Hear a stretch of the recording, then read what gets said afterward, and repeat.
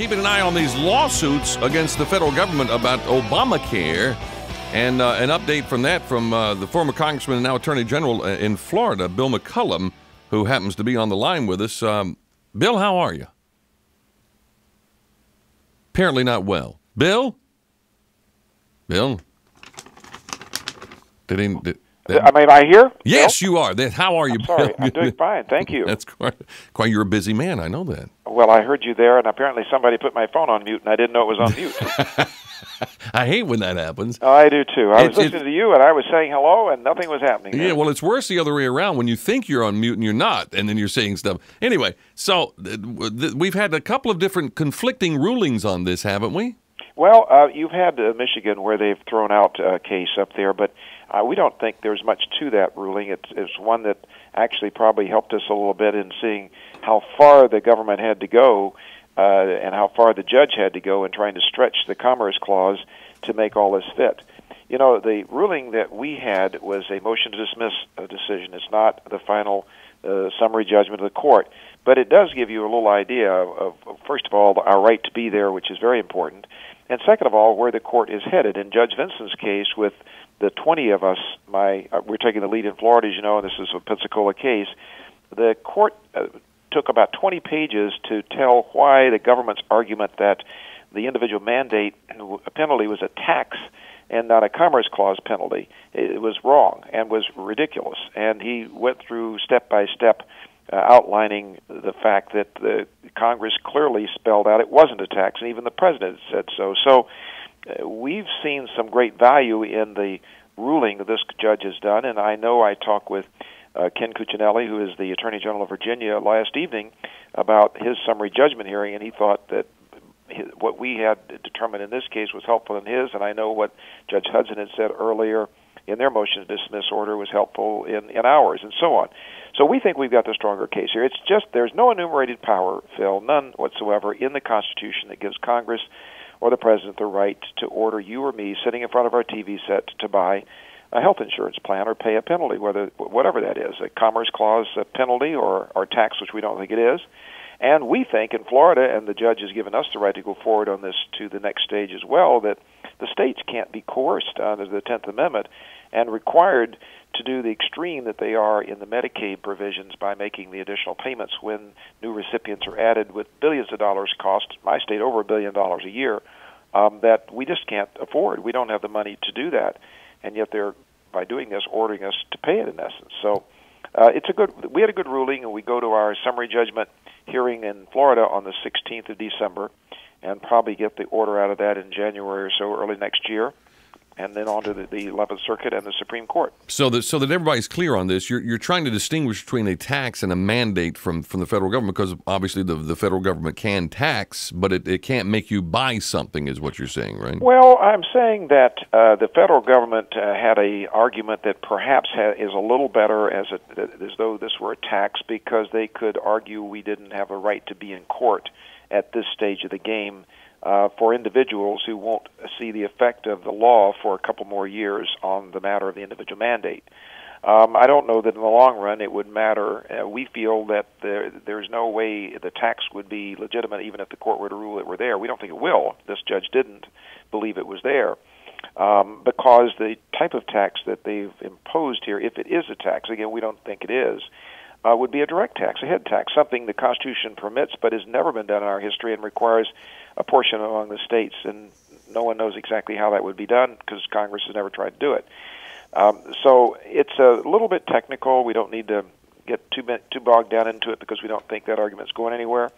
The key to this is the Commerce Clause. You know, it's a statist argument, if that's the right word to be using these days, or as some of our friends would call it, a progressive movement argument, that Commerce Clause allows the federal government to do anything it wants to. And it's just a freely moving, interpreting whatever society needs type provision. It's been a device used by the liberals for all the time since at least the era of the Great Depression to constantly expand the role of the federal government and expand the interpretation of the Constitution. There is a point beyond which it can't go. The Founding Fathers will roll over in their graves, and I think everybody would concede that unless you were really, really way over on the left. And, of course, some of our Supreme Court justices are really, really way over on the left. And that's where we're headed with this, to a Supreme Court decision on the Commerce Clause. You're right. But let's get down to that, and maybe you don't want to get into the policy of it, but if we do have a problem with people not taking responsibility for their own insurance, and then they just show up at the emergency room and things like this, I think you and I would agree that that is a problem. How would you suggest we address that? Do we garnish their wages? Do we give the hospitals more leeway in taking houses and cars and things away from people who are irresponsible? Well, I think, first of all, you've got to have a program that will offer opportunities for more insurance at reasonable rates. Right now, the states mandate the coverages, and that increases the cost of insurance. I am very versed in this, and Florida has 50, almost 60 mandates that are in a basic policy. If you whittle those down and say, hey, a young male, 25, 30 years old, what does he need to have a breast cancer policy or provision in his policy for? And you start going through some of these things, and you'll see that if the states were to be more flexible, and some are and some aren't, with what the coverages are, the cost of basic health insurance goes down and more people are going to be covered. People don't want to hear that kind of argument because they want some simple solution that this is the instantaneous way we're going to solve the problem of the uninsured and the quality of health care and so on in our country. We have the best health care in the world, and we have the best research in the world. And if we're going to mess with it, we need to know that we're doing something very constructive that doesn't affect quality, right, but improves affordability and improves accessibility. Those are the three cornerstones. So one feature of this is to keep the options open, which John McCain suggested during his presidential campaign, that we might buy policies across state lines where one state might have less mandates and less expensive policies. The federal government, under this legislation, would preempt the states, and it would set all the mandates of what has to be in a basic policy. It would say every coverage that has to be there, and there would be no variation among the states, and consequently no opportunity for that type of savings to occur. And again, you're right. People need to have skin in the game. There needs to be more responsibility on the part of the individual. We need to have health savings accounts, I think, myself. And there are a series of things that, when combined together, would fill in a lot of the missing blanks. But the Democrats in charge of Congress right now and the president don't want to hear that. But apparently when we set all this up, I don't think that there's not a federal insurance commissioner that I'm aware of. The states have their own insurance commissioners, so apparently insurance was supposed to be something that was under the purview of the states. So at least you got precedent going there, don't you? Well, historically, that's right. Insurance has been left to the states by virtue of federal law. Arguably, insurance itself and the sale of that insurance is interstate commerce. That's quite different from the mandate we're talking about. But historically, the United States has chosen not to have that kind of national preemption for insurance. And within the insurance industry, for all types of insurance, car insurance, other kinds, there has been a debate. Some companies would like to see that. And I'll tell you why. It's because many large companies look for the federal government to come in and be the single regulator, so they don't have to worry with a cost associated with dealing with the various state legislatures and regulators in 50 states. That's a great argument for big companies and cost savings, but it's also an argument that goes counter to the history of our country of being a federalist system, where states really are the better managers of these programs. And it puts too much control, in my opinion, and I think most of us conservatives feel this way, in the federal government. It just keeps getting bigger and bigger, and it's less responsible to the people the further you are away from the people. And Washington's a long way away. So that's not a very good place to be. And there are innumerable things wrong with this legislation in terms of its outcomes if it's allowed to continue. There was a great op-ed piece in USA Today, I believe it was yesterday's paper, by a physician, I think, in New York, if I recall, describing the likely outcomes of fewer doctors taking Medicare patients, the fact that if that occurs, the doctor's going to spend less time per patient regardless, because in order to drive down cost, inevitably will have to occur to this program. Somewhere they're going to have to reduce the payments to doctors, and doctors, in order to make a living, will want to see more patients, and they will be spending less time, and therefore that means lower quality, inevitably. You get less time with your physician, you're going to get more likely someone's going to miss a diagnosis, and so on.